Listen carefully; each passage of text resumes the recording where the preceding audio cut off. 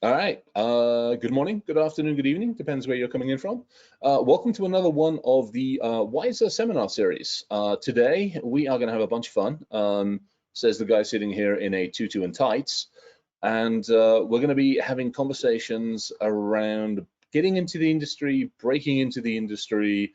How the heck do you do this? Walk in, break doors, you know the general idea. So I am going to shut up in a second, but before I do, I'm actually going to give it a shout out to a couple of folks, primarily because I am sitting here in a pair of tights and a tutu. First and foremost to the Instant Life Foundation. Huge, like stupidly huge amount of thanks to everybody that contributed to me wearing the damn tutu.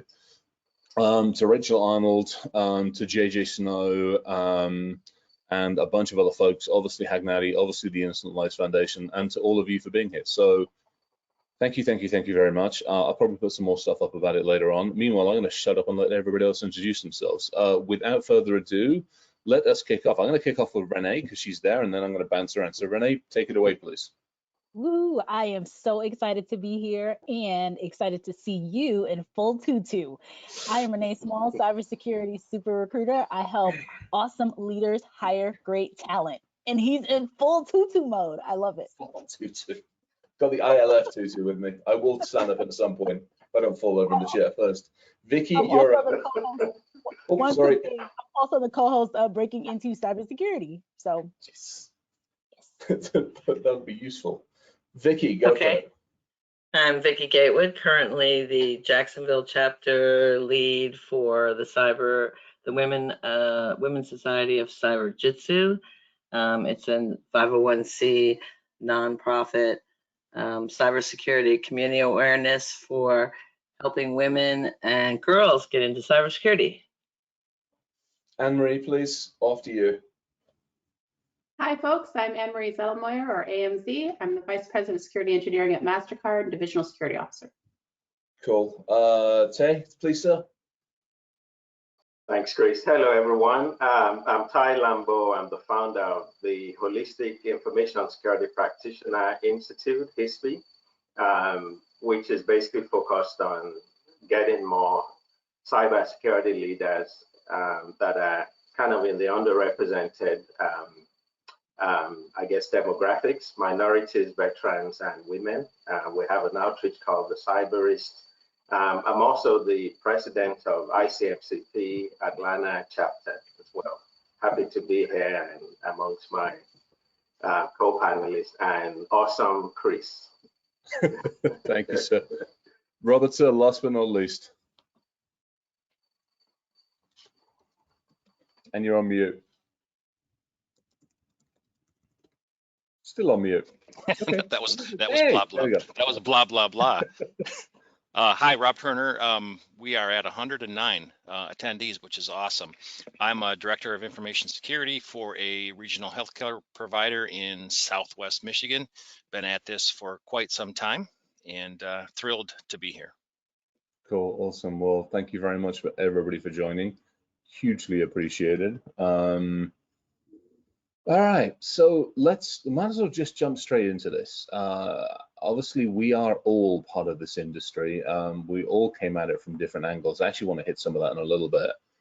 But I mean, we probably all get hit with everybody looking at us and going, hey, how do I get in? How do I become you? How do I do this? What do I need?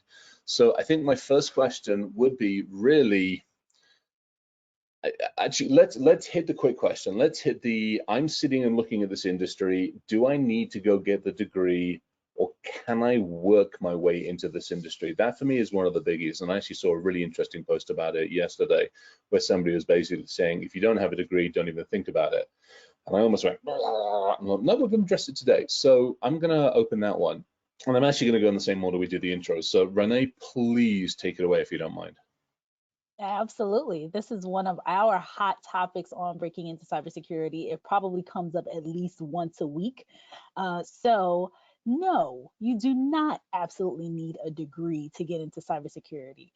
And anyone saying that you do need one should be, I agree with you, Chris, they need the taser. You know, many of us have gotten into this field without, many of us have gotten into this field without having a degree. many people have worked in from different areas in IT, and at the many folks have come from the help desk. I mean, there's so many pathways into security, and you absolutely do not need a degree. And some of the degree programs that I've actually seen people come out of, they're still struggling. So, they will have a degree, they may have a master's, they may have, the certifications, and they still struggle to break in. So you definitely do not need a degree to break into cybersecurity as a whole. I would like to add, though, there are some entry-level programs sometimes in large organizations, Fortune 500 organizations. AMZ will probably talk about this, where a lot of times, from the corporations I used to work in, we would look at people coming out of certain degree programs, but that is not necessary to break into the industry overall. Cool. I'm actually going to chuck it over Anne Marie, and then we'll bounce around a little bit. Go for it, Anne Marie. You got reference, so have at it. Well, so here's the thing. If you're coming into an entry-level position, you have to demonstrate knowledge. And you're not going to necessarily get relevant experience for entry level. Could be an internship, it could be help desk, it could be, experience in different disciplines like business or volunteer work or what have you, to show that you're ready for the job. Any job that you have is going to have some sort of training component to it, even if it's experiential training. So that knowledge can be demonstrated through degrees. It can be demonstrated through military experience. It can be demonstrated through your own bootstrapped experience, because not everybody has the same set of opportunities. Skill and aptitude and genius is evenly distributed. It's not a respecter of location or circumstance, but opportunity is. And sometimes you have to craft that path forward for yourself, which may or may not include a degree. I mean, degrees in security did not exist extensively. A lot of us started, yeah. Until even recently. My degrees are in accounting and finance, and I have an MBA. Right? There's a lot of crossover of insecurity in those disciplines, but in large part, I was not just self-taught, but community taught and experientially taught to bring me where I am today. And so I think, if people are thinking of it as a barrier, what I would say is that you have to pursue knowledge. You have to pursue training, and that can look a lot of different ways, especially depending on the many paths and the many disciplines of security. If you're coming in to be a security lawyer, you should probably have a legal background. If you're coming into compliance, you need to know about compliance. You need to have studied that. If you're coming in as a pen tester, then you have to know that discipline. Yeah, no, that makes a ton of sense. And I actually we'll hit that a little bit in a second. Vicky, go for it. So I got a degree in history back in the day, and it didn't get me a job in IT. I had to go to a 7-month program for a certificate in programming, and that's how I got my job. But after that, I had to learn everything either on the job or studying, taking out reading material. I worked for AT&T, so they had a great library. I taught myself TCP/IP, and from there, Nice. So no, you don't need a degree, but if you want to be a leader, you might need a degree. I mean, that's an interesting one. Ty, do you mind touching on that as well? I mean, like all of us, we've all held some crazy, interesting positions. You've held, from a public office standpoint, I mean, let's face it, you've held pretty much one of the highest public office standpoints. I'm interested in your thoughts on the whole degree, no degree thing. Thank you. So I agree with Renee and a lot of the points Anne and Vicky touched on. So so I'm going to sound controversial, but before I give you my response, I'm going to tell you I have a degree, electrical engineering, so 5-year, very, very intense degree. I also have a master's in business information systems. And having said that, I don't think you need a degree to be in cybersecurity. Everything I've done in my 31 years in IT, 24 in information security, I didn't learn anything in, none of the stuff I learned in college applies to the stuff I did in the real world. Having said that, what it did is it prepared me. Chris, that is so distracting. I'm going to do this all the way through the whole thing now. It prepared me with a critical thinking mindset that I needed, which is different for everyone, right? You don't necessarily need a 4 or 5 year college degree or engineering degree to have critical thinking mindset. But for me, it actually brought out that I already had it, but it kind of really allowed me to almost perfect my critical thinking mindset. So do I necessarily need, or entry-level folks need a degree to get into cybersecurity? No. I've been a CISO twice. I've never hired anyone just because they have a degree. I've typically hired them if they have a degree because it's part of the HR checklist. And I wouldn't say more than that. That's an interesting one. Yeah, Robert, give us some thoughts on this one as well. Yeah, that's exactly where I was going to go, is to put a fine slice on this. Technically, do you need a degree? Poppycock. I know some brilliant people out there who don't have degrees. Sometimes us hiring managers don't get a choice. Sometimes that's part of the corporate criteria to come in. Now, you all have been reading, and that's slowly changing. People are slowly changing that mindset that a degree is sort of like giving an enema to a dead man. Doesn't hurt, might help, right? That's going to change. I think not in any short amount of time, but I think you're going to see less and less specific requirements for a degree. Like the others, my bachelor's is biology. That helps where I am today in hospital services, but it had nothing to do with security. So no, you do not need a degree for the technical knowledge. You might, depending on where you go. That brings up a really interesting one. I'm sorry my head's cut off, but I figured we'd have a bit of fun for everybody that's joining just to see the darn tutu. Is the tutus on screen, and I'm going to start fondling the leg on screen as well, just for the hell of it at some point. I actually like these damn fishnets. They're really, really cool. And yes, I got my slippers on with my fishnets. Yeah, Anne Marie's like, I'm going to shoot him next time I see him. So it does bring up an interesting. They're not the Vibrams. That's all. Oh yeah. No, I've got those, but they'll snag the fishnets. That's all. We won't even go there on that one. I know that from experience, which is a scary thing. We have said again. So if we take this, somebody's outside, they're wanting to bust in, they're wanting to get in. Typically, what I've seen is they've approached it 3 different ways. They've gone the degree path, or they're going the degree path. They've gone the pay route. I got hit up with another one of these today. Come and do our 15-week course. It's $10,000. And I'm like, eek, and then I'll get a certificate and we'll guarantee you a place in somewhere. Or they've gone the, hey, I'm going to knuckle under. I'm going to do the B-sides. I'm going to do this. I'm going to basically bust my way in because I can build my own little computer. I can do all my own things. The degree, the degree definitely helps on one side. It formalizes, it puts a structure in. How much is out there already for people that want to go the do-it-yourself route? I'm kind of interested on that one because I've seen a bunch, but we all get questions and there seems to be no good central place. So I'm really interested in what we see from the go-it-yourself route. Anybody want to take that one to start with? So I'll take it. Go for it. You can't even count how many resources are out there that are community-based to help bridge that knowledge gap.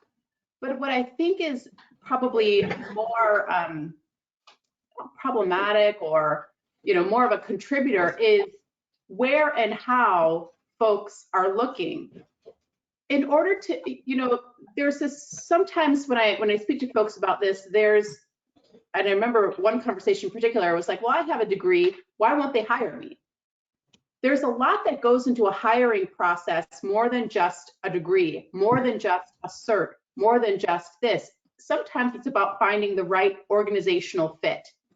So there are definitely corporations or entities, government entities, that require certain qualifications, certain types of degrees or what have you for a specific role. But there's a lot that don't. And part of that is doing the research and finding and connecting with these security communities to find organizations that do have this shift in mindset, like mindset that Ty has mentioned, right? That do have leaders that recognize what it takes, the attributes it takes to get into a certain position. And so I think there's some education there on what roles might be a good fit for the skill sets that you currently have, not just the technical knowledge, but what you're fit to do and where you want to start. Sometimes it's starting in a call center or on a help desk, and then you get an opportunity to bridge into security after that. Sometimes you have a different role if you are, targeting a company that you want to get into. Sometimes you have a different role and you can pivot into security. So I think there has to be a little bit more strategy and a little more broader thinking of what even breaking into a role or an opportunity looks like. You've heard from all of us, that we all had pivots, right, into security. Nobody here started in security. Everybody pivoted in from someplace else. Makes sense. Who else wants to have a bash on that one? Ty, you want to have a go on it? See what your thoughts are? Again, the three paths, which one and the hows and the whys, and how do we change things? Yeah, I agree. I agree with Anne-Marie. I mean, there's so much resources out there. I think that's a good thing, but it's also a bad thing. I think somebody showed me kind of a certification, logos of all the different certifications, and it was like, I think over 1,000. I mean, if I was studying in cybersecurity today, that would just be overwhelming. Like, where do I even start? Which one do I go with? Because if I go with, one or two that may be the wrong one, then I don't have a chance of getting into the industry. So I think the key thing is just finding a mentor. I know one of the questions relates to having a mentor that can actually guide you and kind of identify the different paths, that are available, and then kind of guiding you based on your natural talents and skills and aptitude or mindset on which one may be the best path. And the good thing with cybersecurity is you can start out as an engineer and become a CISO. You can start out as an analyst and become an engineer at some point, right? So you can always pivot even within the same industry. But you need somebody to guide you. You need a guide. You need somebody to really show you the ropes. I'm going to throw this one at Renee, because I mean, she's obviously running among all of us as well. I mean, she's obviously running some of this. So Renee, please hit this one. Absolutely. So I agree with both Ty and AMZ in regards to, what they said, especially the point, Ty, that you made about the overwhelming aspect of so much information out there. Like, I agree. If I was on the outside looking in, and I try to continue to think about this all the time as we continue on with the Breaking Into Cybersecurity podcast, but continuously thinking about the people who are literally on the outside looking in, like, you go on YouTube, you type in cybersecurity, and it is a plethora of things. Or like Ty said, with that map of 1,000 different logos of certifications, where do I begin? So one of the things that I like to tell people is there's two recommendations that I make. One is, if anyone's heard of the book called What Color Is My Parachute? It's an old book. It's been around from like the 70s. I think it's 40 or 50 years old at this point. And it's awesome because it really helps you figure out who you are. So take cyber out of it and just think about, that book. It comes with, I haven't read it in a long, long time, but it's one of the ones that career services departments in universities actually tend to give out a lot, or tend to recommend a lot. And it's because it helps a person understand, like, what am I really good at? What do I love to do? Am I a researcher? Am I do I like to give presentations? Am I a macro person? Am I a micro person? Like, what really gets you going? So that's one area where I tend to point people. Another thing is just looking at assessments overall. Another one of my favorites is why is this slipping my mind right now? There's one, I'll think about it and I'll get back to it, but it's an assessment, and it kind of helps you again figure out who you are, and understand who you are as a person and what are the best fits for you. And then after you do that assessment, then I think jumping into what Ty talked about, the mentor, AMZ talked about, like then you can really figure out where you fit. One of the areas that when I moved into security, and my degree is in information systems, and then I've been in HR forever. I had been, recruiting in technology for 15 years or so. And my leader, the CISO that brought me into security, he saw like the skills that I had that he thought was transferable into his team. And again, I pivoted into security too, without a security degree, without certifications, any of that stuff. And one of the things that he told us to do is he was big on having us look at the CISSP book for the different domains, not necessarily to take the CISSP, but to look at the various domains to see like, hey, where do you think you would fit best? What about these domains get you excited? For me, it ended up being, it wasn't a specific domain, but I was really interested in insider threat because I came from the HR side. I understood, I was like, oh, wow, like how is, every single breach coming out? It's an insider threat. And why wasn't HR aware? And why isn't HR connecting with security? And so I had that kind of mindset going on. And that was what was exciting to me.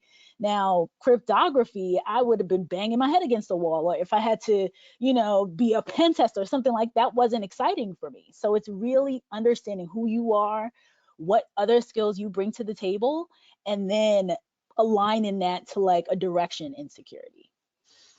Okay, I want to take that, and I actually want to hit that because there are a bunch of folks I keep in touch with, and actually there's a couple on here that I'm seeing some of the names, some fantastic people. So I'm going to throw this, Robert, I'm going to throw it at you, and then I'm going to throw Vicky at you afterwards. I've moved from a different domain. I'm looking at getting into security. I've looked at the degree path. I've looked at this. I've looked at this. I'm still bashing my head. I'm sitting here. I'm trying to get in. How do I do that? How do I get noticed? How do I get people to interview me and I don't have any formal experience? How do I make that happen? Robert, you're up first. Yeah, that's a great question. And when I get those questions today, I get people in help desk or support center coming to me all the time. Step one is to be excellent at what you're doing. You're going to get noticed every time. So don't think about it from the perspective of, I hate being a help desk analyst and all I want to do is be a security analyst, because that's going to show. People are going to see this is a guy who doesn't have a great attitude. Be excellent at what you do first. Second, find a way to integrate what you're doing now into security. If you're a help desk analyst and someone calls you and says, I think I accidentally, gave away my password, or I think I accidentally fell for a phish, be that person who jumps into the middle of that conversation, call up the security team and say, hey, here's something that I want to, tell you guys about, and I want to make sure that we show that enthusiasm, get involved in those security incidents any way you can, and you're going to start to be the person who gets noticed. And then when the junior job comes open, hey, what about Rob? He's always been enthusiastic. He's always showed interest in security. I want to go back to what Renee said for just a second. Don't think of breaking into cyber as, how do I become a SOC engineer? Or how do I become a pen tester? Those jobs are few and far between. And like you said, man, that takes some serious up here. Not everybody's going to get that. Think about the other things that are available across governance, risk, and compliance. You have auditors, you have risk analysts, you have business analysts, and maybe you don't want to be a risk analyst, but maybe that's the way you break in. So think about it from that perspective. Very few people are going to show up day one and be a SOC engineer. Yeah, that's a really good point. I was as you were talking and Renee was talking, I was reflecting on how I basically got from desktop help desk support into networking, and it was by volunteering. We were running fiber optic stuff all over the place, and I'm like, hey, I'll help. I carried shit around for people, and then it went from carrying it to doing cabling, and then from that, and it just, and X amount of time later, I find myself doing crazy stuff like that, etc., etc. Yeah, that's a good point. Vicky, what thoughts you got on this one? So another thing that, in addition to what Robert said, is joining communities. that can help, like the one I belong to, Women of Cyber, Women's Society of Cyber Jitsu. And it's really there to support people, women, girls, but also guys too, to get experience either by volunteering for our organization and help in certain areas that you may have interest in, but you also have to know, your why. Why do I like this area? Not everybody wants to be a pen tester, like you said. And in our community, we have workshops and we have webinars and mentoring. I'm sure you'll bring that up later as well. But that's what really I think can help a lot of people by joining, whether it's WOSEC or if you want to be a hacker, Women Hacker Z, but Women's Society of Cyber Jitsu really lets you span all areas. It's like I hang out Wednesday afternoon. In fact, yeah, later on this afternoon today. So 6 o'clock Eastern, 4 o'clock Mountain Time. Bridges in Tech. It's another one. Bunch of us get together, hang out, sit down and listen. Joanna Udu and a bunch of others run it, and they do a fantastic job. And you've got some amazing folks in there on the recruitment side. And you've got people like me like, ooh, I know where you just help move people around and when they come up. So things like that I think are fantastic. The community thing is a big one as well. I like the idea. Yeah, go for it. Renee, you're up. And then Anne-Marie, after you. I wanted to add in that assessment book that I was talking about. It's called Strengths Finder. So it's through Gallup. Oh, yeah. Know that one. Yep. So I wanted to make a point that all fields in security take this. They're all equally valuable. There's not one that's more badass than the other. Okay? It takes the entire suite of disciplines to solve this. So if you are a risk person, we need you. If you're a SOC analyst, junior or senior, we need you. If you're a lawyer, we need you. Please do not think that any one way onto this team is better than the other. If you want to be a SOC analyst, I would argue that there are entry-level SOC analyst positions, but they're not always at the enterprise level. They might be at a security provider. I know specifically security providers, particularly startups, that are bringing in college graduates or people coming out of certs or people coming out of military into a level 1 analyst, right, position, because they supplement that with training and mentorship. It's not very different than any other field that you try to get into. When I was in first coming out of school, never mind how many decades ago that was. Okay. But one of my first careers, I was an auditor. I was also a controller, all kinds of things in business. But, when I went into public accounting, my first foray into public accounting, I wasn't writing audit statements. I was conducting tests and making copies. You know what I mean? So there is also a calibration that has to happen on what that first role in security might look like, even if you're experienced in another field. But I just wanted to put an exclamation point in that wherever you begin, whatever topic area you want to come in and contribute to, it is valuable, and it takes brilliant minds in every field. I'm going to add to that, because some of the best freaking collaboration, and currently I'm still hanging at HHS, some of the best collaboration I have is with people outside of this field who are to some degree masters in their own right. So the 3 co-founders of HHS, you've got this lunatic, the hairy thing here, you've got Jesse, who works for RTD and works on trains and electricity, but also has an entire collection of John Deere's from like the early 1900s onwards, has hit and miss engines, and he and I were the ones that collaborate on everything from shipping to planes to trains to cars. just a crazy amount of information. You will never find him out of overalls. Swede is the other one that's basically key to the organization. Swede's freaking fantastic. Corey Manning, Native American guy, kick-ass. He's about 5'4", sopping wet, maybe 100 pound, and yet knows his way inside and outside of anything engineer, mechanical, or anything else like that. Exactly.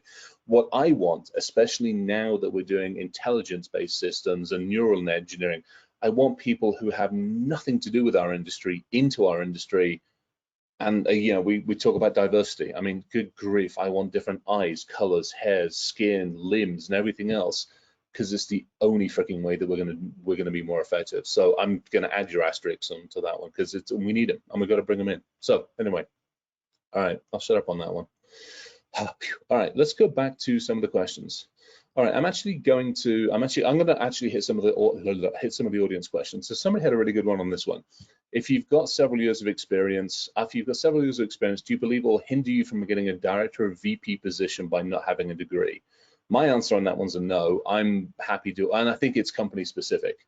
If you're in a company that's like, well, you have to have a degree to exceed, then you know what, there's 1,000 other freaking companies out there. Anybody else want to have a different discussion on that one, please? Any other thoughts on that one? So I think you're right, it does have to do with the company, but what they want to do is demonstrate management experience. So usually the director and the VP level are going to be stewards over people. So you have to show that you have a good leadership capability. In some companies, federal government, they have a training path, again, to teach you management, teach you how to be a good leader. And sometimes you have to, raise your hand to enroll into something like that. But that's the skill set that they're looking. If you've only been an individual contributor the whole time and haven't demonstrated, to the other point, partnership and working across lines and reaching out and a good attitude and all of these types of things, then it'll be harder for someone to see the aptitude there. But and then other companies, again, thinking back to my old business life, when I was at Ford Motor Company as an analyst, the very first thing they said, and I coming in with degrees, was in order to move up, you're expected to have an MBA.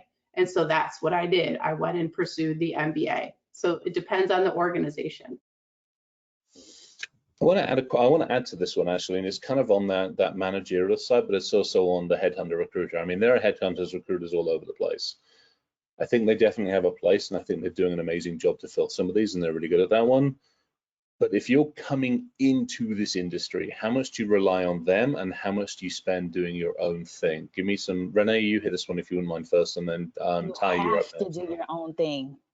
You have to do your own thing when you're coming in. So I think people are, and this is something that I'm going to start to talk about very, very often, because I think there's some confusion, especially with early entry folks into any industry, and thinking that recruiters, where external recruiters lie, and their role, and if they work for them and things like that. So people are like, I want you to be my recruiter. And recruiters are hired, executive recruiters and headhunters are hired by organizations. And I'll take AMZ, for example, because she's in a big company. And if she was looking to hire an entry-level person, she probably would not, hire my services to do that. She can go out into community. She can go out into probably LinkedIn, post a job. She's going to get a ton of applicants. For early entry people, for transitioning people, all of those folks, you have to do it on your own. It is very seldom that a headhunter is going to come and look to pivot someone over. Most of the time when we get hired, we are hired because a leader is struggling to find a person and they want a very specific skill set. So if Robert is in a health field and he wants somebody that's coming out of a health field, he wants a security architect that has a specific health field experience, and he can't find it on his own, then he will likely potentially reach out to a recruitment firm to help him find a person like that. Typically, these are the seasoned folks making, well into the six figures. So I tell entry people all the time, and this is why we're actively trying to help more entry people get in, is that external recruiters, they just cannot help you. We can give you very general, generic information, but we're not going to be the ones to submit your resume to a client. Yeah, that's a huge one, and I think that's right. It comes back to like the self-help stuff. I want to hit there. There's another question here. I'm standing up again because people have paid money to see the tutu, so I'm making sure that they get their money's worth. While And a trying leg. to remain, and a leg. You might as well do the leg.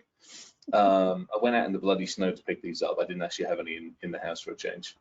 So here's a question. I mean, we are all very active on social media. Every single one of us has a profile, has a presence, has a crazy amount of followers.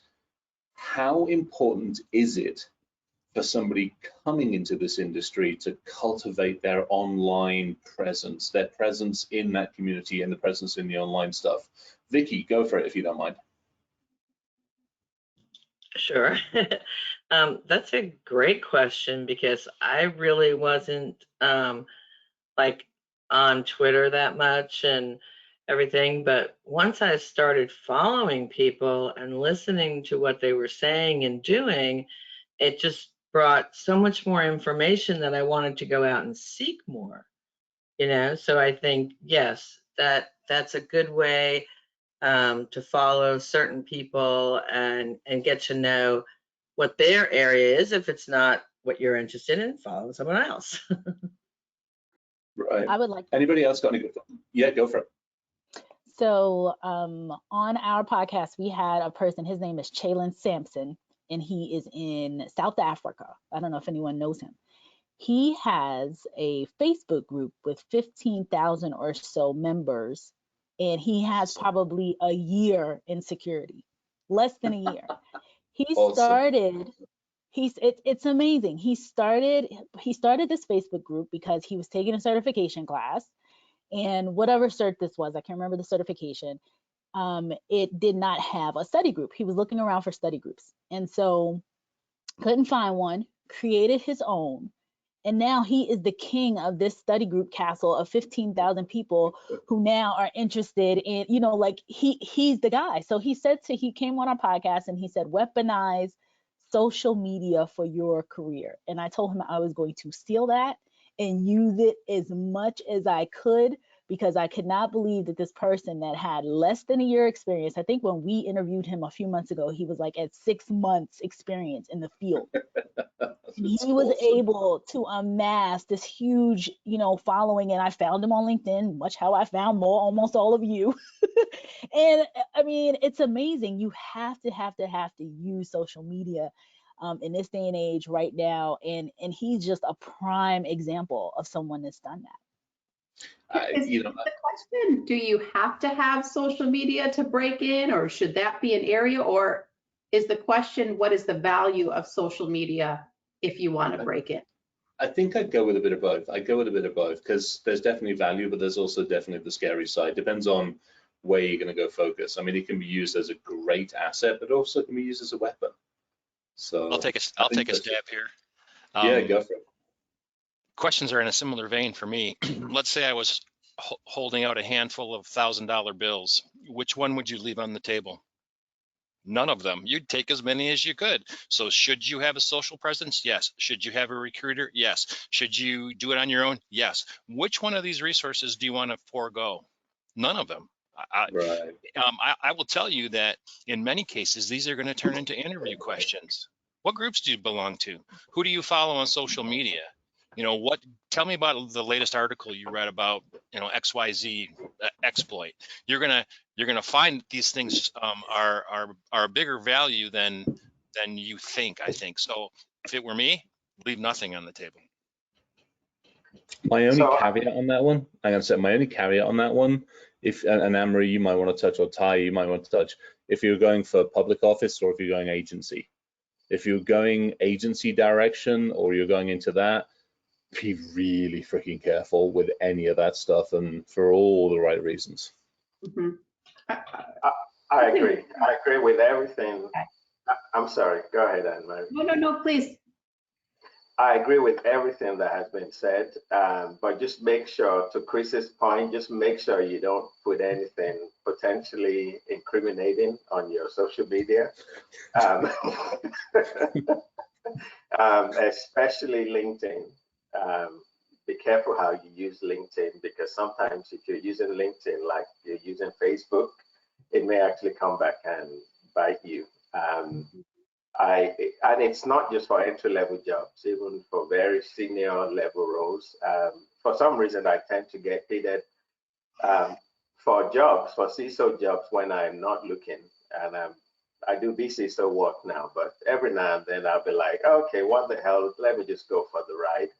And the last company that reached out, actually the one before the last, I remember him saying, you are such a powerful person. And I'm like, what?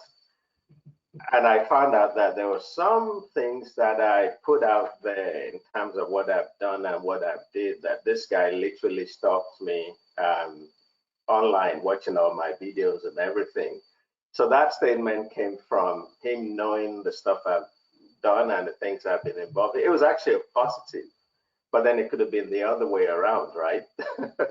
Yeah. So just be very careful. But one of the things I always tell my mentees, especially entry-level folks, is leverage LinkedIn as much as possible. So I had an example 2 years ago of a mentee that was based in Chicago, and they got a job in New Mexico.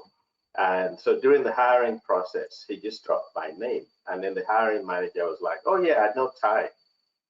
And I said, what's his name? So I looked up this guy, never met the guy, but we're connected on LinkedIn. So somehow, because we're connected on LinkedIn, he thinks he knows me. And because he knows me, he trusts my mentee. And my mentee got the job.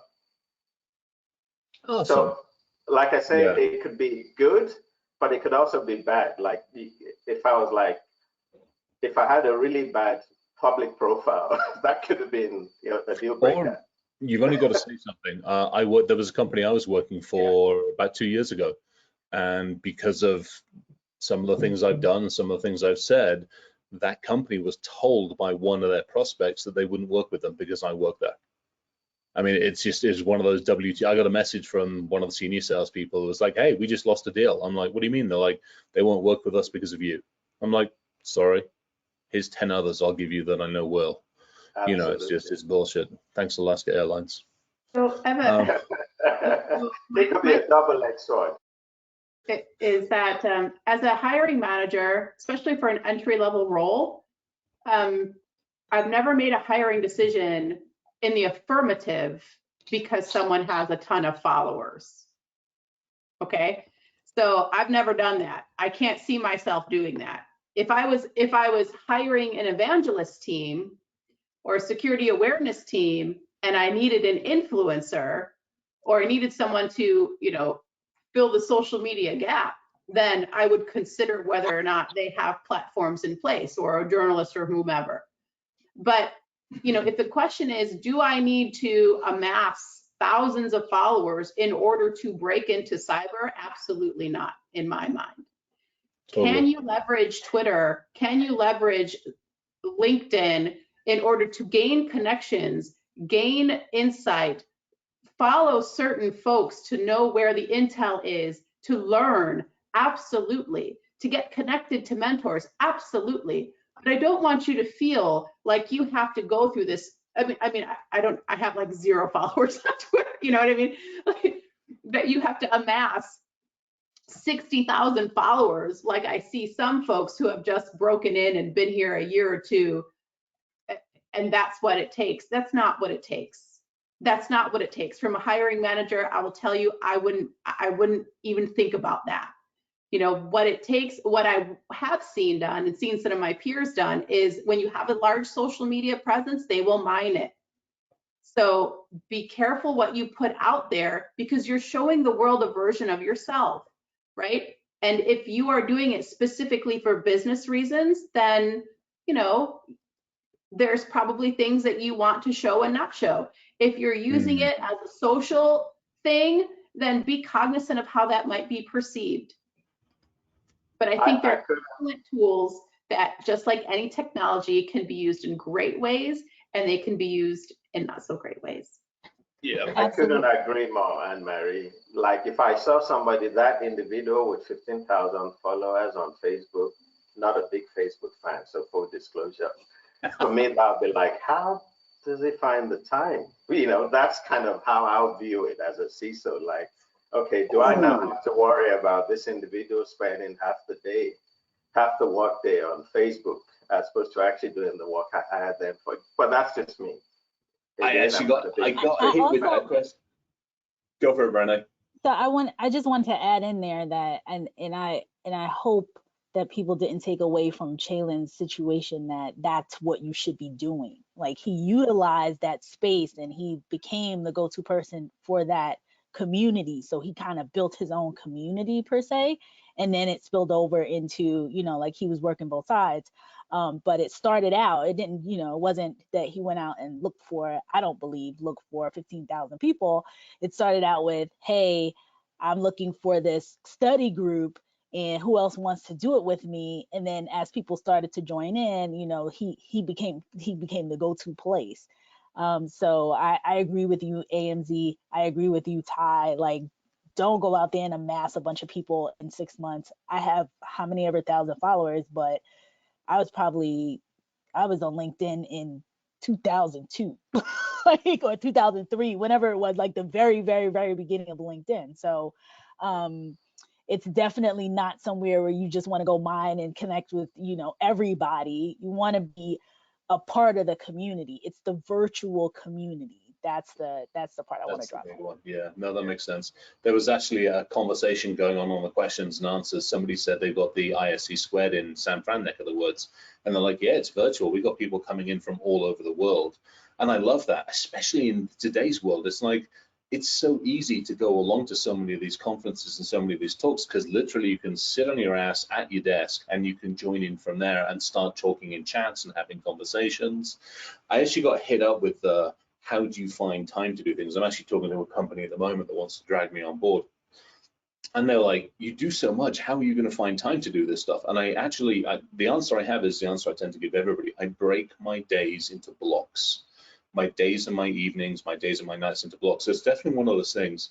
If you get asked that side of it, definitely be prepared to help them understand how you can still give them 110, 120%, but also still maintain that presence. So just a heads up on that one.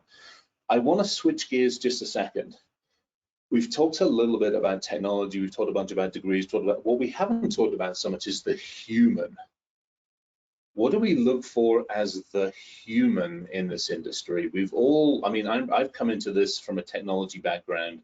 My ability to communicate years ago sucked. I didn't want to deal with people. I former military, came out, didn't like humans, all those kind of good things. And I've had to really learn those communication, collaboration, cooperation skills. And now we chant them like a freaking mantra. But I want everybody's thoughts on those. It isn't all about tech. So Robert, I'm going to throw this one at you first, and then we'll just work our way around everybody, if I don't mind. There's a lot to mention, like you said, communication skills and influence and all those things, and it depends on where you are in your level in your career. But the first thing that popped into my head is an absolutely insatiable quest for knowledge. For me, that's one of the most important things. Got it. I like that, because you said about that, the passion for knowledge, the thirst for knowledge, the drive to succeed. I think that's huge. That is definitely like a human. Yeah, definitely. I like that idea. Ty, you're up, sir. What are your thoughts on that one, the human side of things? Oh gosh. So this is typically what I look for in mentees as well as employees or consultants. Have a mentor, but I think to have a mentor, you need to be humble, you need to be hungry, and you need to be teachable. To Robert's point, you've got to have a hunger to learn, and to grow, right? So I think having a mentor requires being humble, being hungry, being teachable. So that to me would be, and whether you've already been in the industry, no matter what level you're at, what stage you're at, everybody needs a mentor, even if it's not an official mentor, but just somebody you kind of look up to and you feel like you can learn from. The next one would be willing to invest in yourself. So to me, that's investing in yourself is the best thing you can do. Nobody can invest in you like you can, at least not effectively. Critical thinking, we talked about that, having that critical thinking mindset, always challenging yourself to self-improve, and being business-minded. The business-minded probably needs to come first, because I think as an industry, for over 2 decades, we focused on the technology. It's people, process, technology. We say it all the time, but we just kind of gloss over it like, yeah, we have the technology. And I think it's more about, we need to start focusing more on the people process side of things, because the technology is a tool. So as we bring people into the industry, I like what Anne said, that everybody has, Anne-Marie, everybody has a place in cybersecurity. If you look at the other side, the bad actors, they have people from every single background, every single race, creed, profession. They have the technical folks, and then they have the, kind of the criminal minds, right, that aren't necessarily technical. And if we're going to stand a fighting chance of at least being able to be at the same, maybe catch up with them or keep up with them, we have to be as diverse as they are, right? So I think that business-minded, but it needs to start from having that business mindset. Okay, what's the why? Why do we need information security? Why does the business need information security? Not as a roadblock, but as an enabler. How do we enable the business, right? How do we allow the businesses to, business and mission to innovate, to be leading edge, by taking, acceptable risk, or risk that is commensurate with their risk tolerance. So, so we have to think in those terms, as opposed to how do we have the latest, I think, Chris, you like to call them blinking lights or shiny objects. It has to be about the business first. It has to be a business first approach, and then it has to be driven by people process. Invest in the people and have the right processes that are repeatable. So I'm talking about the industry as a whole, but as somebody trying to break into the industry, just realize that everybody has a place in the industry. So it's that with knowing yourself. Renee, you talked about the strength finders, like really knowing yourself, like what really makes you tick, and how can that be applied to the cybersecurity industry? Probably said a mouthful there. And I really have just 2 words: be curious. Ooh, yeah, like that one. Yeah. I would add, double down on what Robert said earlier. The passion. That's what I hear from leaders all the time, and over and over and over and over again would be passion. And to double down on what Ty said and Anne-Marie earlier, the diversity of thought. Like, each person has a place. Diversity of thought is huge. What I think about and what Ty's thinking about and what AMZ's thinking about, and Robert and Chris and Vicky, like, we're all coming at it from different angles, and that's what would make a powerful security team. So those are my 2. No, it makes sense. I love it. The human thing, I think, is something that, it goes back to the diversity, goes back to the conversation, goes back to, we need more than just us in this blasted industry at this point in time. We need a lot more, and it is a lot. Here's a question. I just answered it in the Q&A. We've got a limited amount of time. Just a heads up, we're probably going to run over a little bit. Is everybody okay hanging out for a few extra minutes? I know I'm back to back, but I'll send an apology in a second. Mentees, mentors. Somebody just asked a really good question. How do you approach a mentor? To me, it's just you approach them and you're like, hey, I'd love some help, and set the expectation, set what you're looking for, and be respectful of each one of those times. But I'm after some other thoughts on this one as well, because we've talked about the mentor thing a little bit. So I'm going to start with Anne-Marie, and then we'll just wander our way backwards and forwards. Go for it. So I think a mentor-mentee relationship can be very powerful in all aspects of your life. It's a sounding board to, both there and back, to kind of figure out situations, to talk through ideas, to talk through anything that's tough, or maybe even something that exciting. And so I think if you're going to approach someone to be a mentee or a mentor, then I would like you to think about what it is that you're trying to achieve. Are you trying to learn from their experience and you just want to hear their stories? Are you asking for a regular investment of time in order to check in and kind of make your path a little bit easier? And then what are you willing to do as a mentee? You know, the previous question of what do you look for as attributes in people, you know, obviously be curious, obviously be passionate, but also feel this sense of responsibility for the role that you have taken. That means that, you know, someone is relying on you to protect them. They're relying on you to be an expert in what you're doing. So it's not just enough to be curious, but you really have to keep up on what's going on in the world. You have to have that persistence in learning and that continuous desire to learn. And if you have that, then that will only enrich your mentor-mentee experience, right? So don't just reach out to someone on LinkedIn and say, will you mentor me? Because, and then have that mentor figure out what that means for you. You know, you come in with an ask. I'm starting, or maybe I'm switching careers, or maybe I'm trying to level up in my career. Could you talk with me how you did it? Could I run some ideas behind you? Can I, you know, talk to you about what I'm thinking, and then listen to what they say after that. All right, who's up next on this one?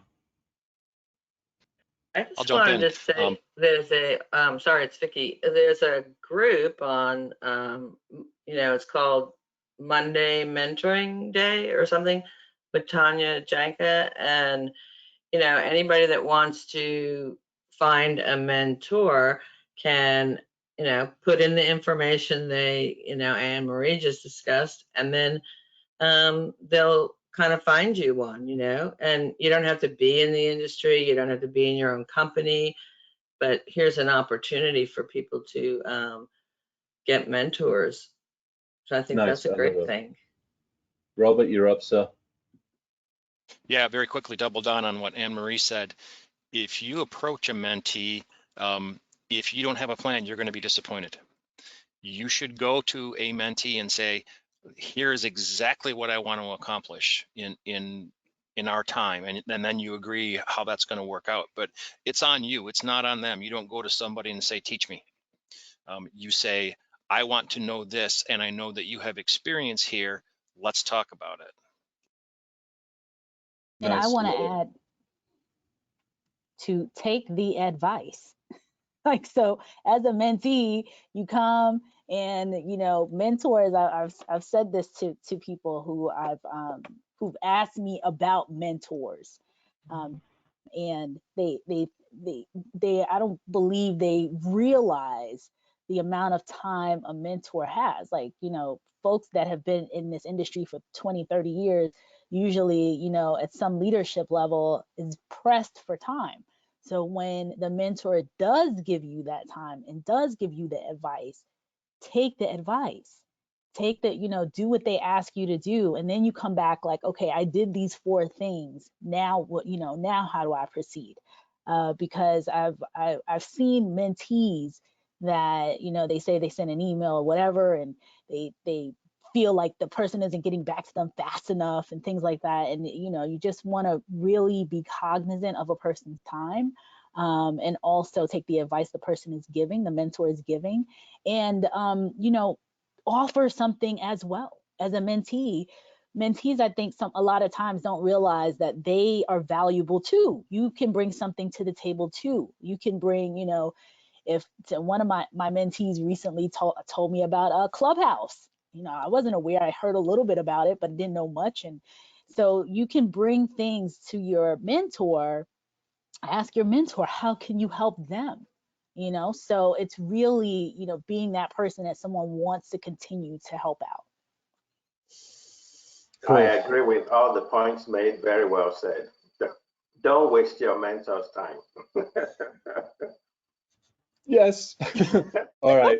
We have hit the top of the hour +1, and I know a couple of us are probably going to disappear. So what I would love, 30 seconds final comments from each one of you, if you don't mind, please. And again, I would love to do it ladies first, and we'll do Renee if you don't mind, and we'll work our way around. Okay, final comments. You caught me off guard here. You know, Sorry. break in. I mean, we're here to help you. We want to bring more people into the industry. I think we all collectively are here because that's what we want to do. We want to demystify it. You know, one of the things that I did actually on LinkedIn Live in the month of October for National Cybersecurity Awareness Month is we did 31 days of live specifically demystifying cybersecurity for people who were looking to break into the field. We had high school students, we had entry level. Most of these people were under 5 years experience. So, you know, I'm going to shamelessly plug my LinkedIn profile. So check that out for the month of October. And, you know, don't give up. That's another thing, because people get frustrated. It is a lot of content. There are many of us out there, but don't get frustrated and don't give up. All right, Vicky, you're up. 3 little pieces of advice. You will be challenged, and don't let them tell you that you can't do something. Prove to them you can, and then you can move forward. Know your why. We talked about that. What keeps you going? Be excited, be energized, show people that you're excited to be there, and then learn everything you can. Volunteer. I mean, you can volunteer anywhere, you know, it could be a church or, you know, a local community. They need help too. So those are my 3 pieces. Nice. I'll actually build on that one. We do the shit show Thursday nights, and one of Ryan and Evan's big points is the volunteering. You know, you want to help, you want to break in, go volunteer. Everybody needs help. Anne-Marie, you're up. Go for it. Well, so parting thoughts is this is not an easy field. Mm-hmm. It's not an easy move, but it's worth it. It's a great career. It's a great industry. And if you have a heart to protect, then get in here. Get in here. You're needed. We need you. I don't want to hear anything about this is better than the other. We need every mind in here, every shape, everything. Awesome. Don't give up. Get in. Love it. Ty, you're up, sir. I'm going to borrow the historical saying, Uncle Sam needs you. It's cybersecurity needs you. And it doesn't matter whether you're in your teens. It doesn't matter whether you're midlife like me. I just gave away my age. It doesn't matter whether you're in your 60s or 70s, you know, whatever. We need you. Big time. My daughter just showed up, took one look at me in the kilt and was like, not the kilt, I'm sorry, the tutu and the tights, and was like, my poor teenage daughter's going to put up with me. All right, Robert, sir, you're last but not least. It's a ballerina's kilt. Double down on what's been said. This is a tough industry. You gotta love it. If you're not passionate, go do something else, right? You gotta love this. Be the best at what you're doing. Get noticed. Find a way to weave that into security and never stop learning. That's what I'll leave you with. Awesome. Everybody, thank you so very much. This has been fantastic. The build up to this was totally cool. Having everybody on has been absolutely amazing. I'm so grateful to each one of you. Thank you very much. To the audience that hang out with us and listen, to the crazy amount of questions, to everybody that was hitting all sorts of other sessions at the same time. I am grateful for this. Hopefully this has been good. It'll be recorded. It'll be sitting up on the Wizer webinar at side point time. Please, I hope I'm okay in saying this. Everybody that's been listening, reach out to everybody on here, say hi, all those kind of good things. Stay safe, stay healthy, be kind to each other. Love you all. Take care. See you all soon. Bye-bye now.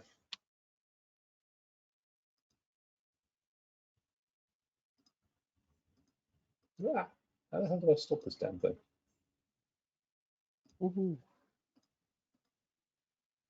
Apparently I can't. I'm just going to close it.